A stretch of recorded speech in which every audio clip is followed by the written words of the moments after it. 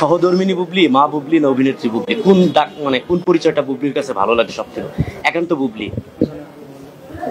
সুন্দর একটি প্রশ্ন। সহধর্মিনী বুবলি নাকি অভিনেত্রী বুবলি না মা বুবলি, নাকি চলচ্চিত্রের শিল্পী বুবলি নাকি একান্ত বুবলি?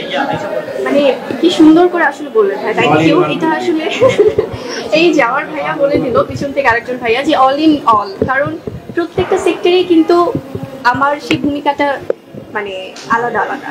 একজন চলচ্চিত্রের শিল্পী হিসেবে যখন বুবলি আসছে তখন বুবলি আলাদা, যখন পরিবারে থাকছে সেটা সহধর্মিনী হোক, সেটা মেয়ে হোক, সেটা মা হোক, সবখানে আলাদা আলাদা ভাবে আসলে ভূমিকা পালন করতে হয়, দায়িত্ব পালন করতে হয়। তো সেখান থেকে আমার মনে হয় যে এক বুবলির সাথে আর বুবলিকে মেলানো যাবে না। অভিনেত্রী বুবলি হিসেবে সফল সবাই জানে, মা এবং সহধর্মিনী বুবলি কতটা সফল?